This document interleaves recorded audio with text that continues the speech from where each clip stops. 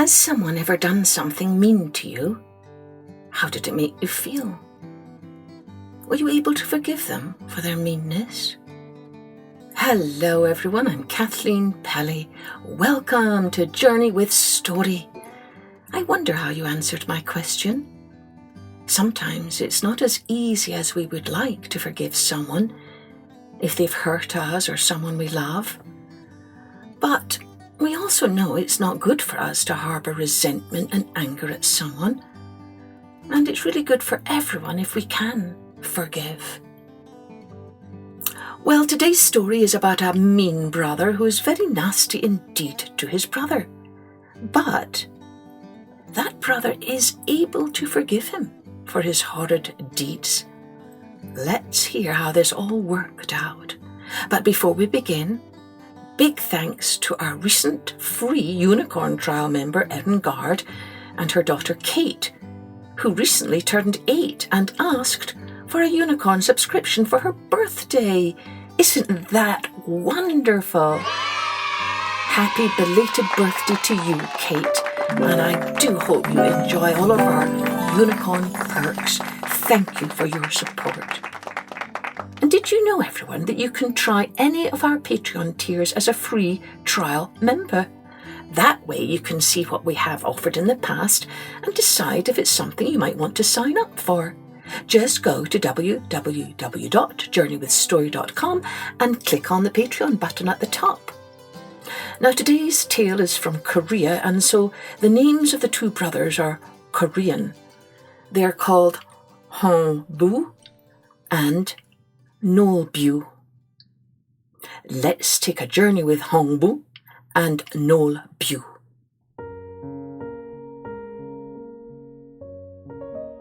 Many years ago, there lived two brothers named Heungbu and Nolbu. They were as different as night and day. Heungbu was kind, polite, and a good son to his father, while Nolbu was rude, mean, and disliked by many people. One day, the father of the two brothers fell ill and called his sons to his bedside.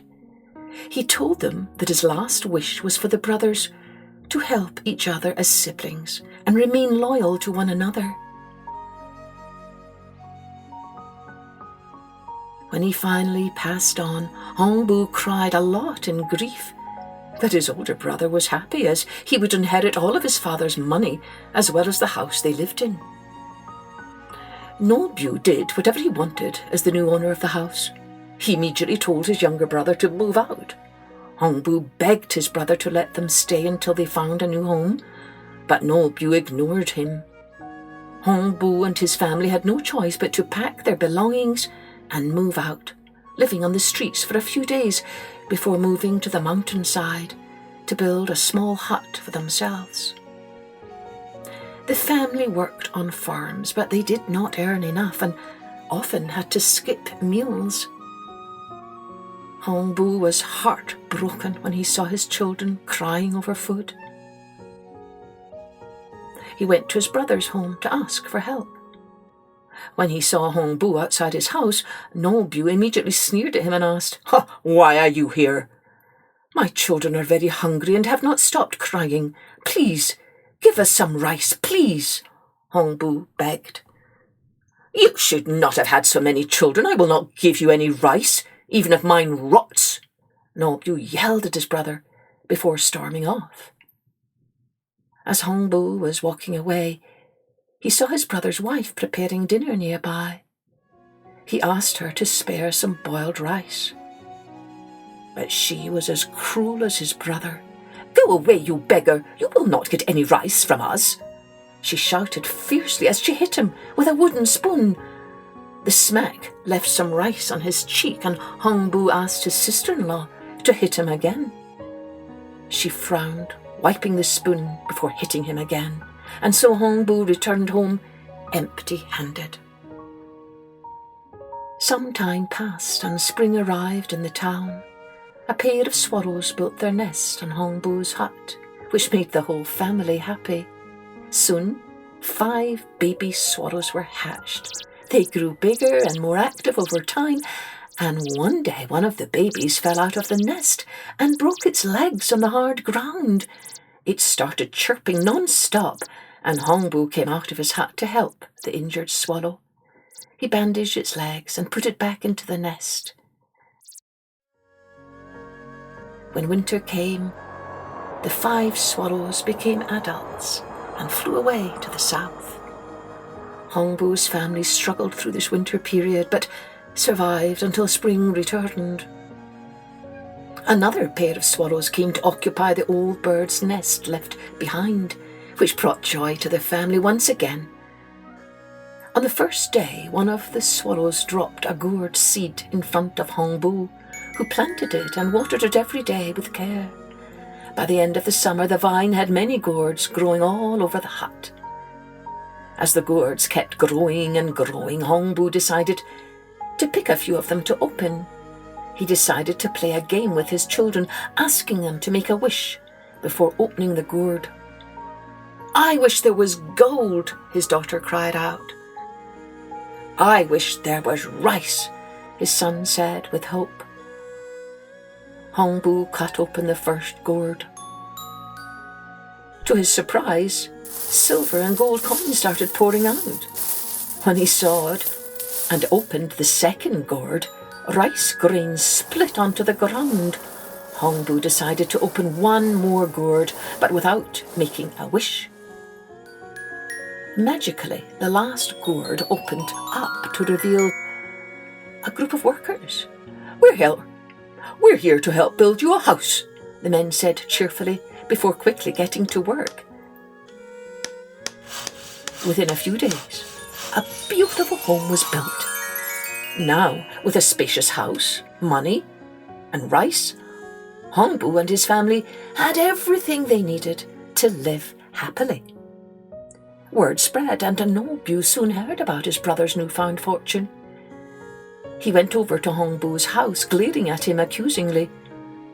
"You must have stolen all this money." Heungbu shook his head vigorously. "All I did was to help some swallows." Nolbu listened to his brother's story and decided to try and do the same thing. He hurried home and found a pair of swallows on the roof of his home. He picked up one of the baby swallows and broke its legs before bandaging them up once again and placing it back into the nest. As expected, the swallows flew off during winter and returned during the spring, dropping a gourd seed in front of Nolbu. He planted and watered it with great care, hoping to become as wealthy as his brother. Not long after, 4 gourds grew and ripened on the vine. Nolbu excitedly called his family and announced that he was going to cut open the gourds. He wished for gold and silver. His wife wished for rice, and the children wished for a bigger house. When Nolbu opened the first gourd, smelly animal dung poured out. He opened the second one and dozens of poisonous snakes crawled out. "Those 2 are rotten, the third one must be good," said Nolbu. When he cut open the third gourd, goblins flooded out and started to beat Nolbu up. Nolbu refused to give up, hoping that the last gourd would give him what he wanted. He opened it up, and a flood of water came gushing out.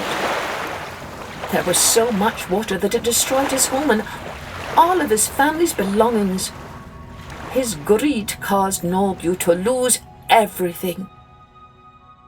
He was full of disbelief and regret, unsure of what he should do next. With his head hung low, he walked over to his brother's house with tears in his eyes. "Heungbu, I am so sorry for how I treated you. Please forgive me," he sobbed as he knelt on the ground. Heungbu helped his older brother from the ground. He swept his arms open to welcome him, saying, "There is nothing to worry about, big brother. We have plenty of rooms and food for both our families." Despite Nolbu's past actions, Heungbu still regarded him as family and was ready to help him. Touched by his younger brother's kindness, Nolbu turned over a new leaf and let go of his greed. Both brothers and their families lived together happily for many years.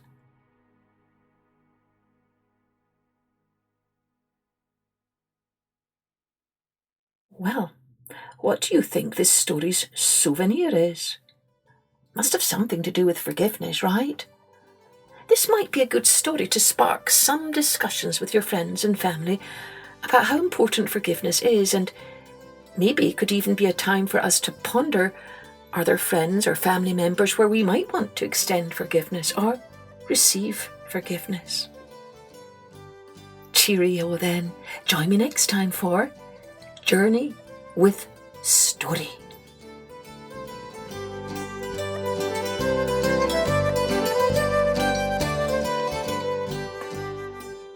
Music and post-production was by Colette Jonas.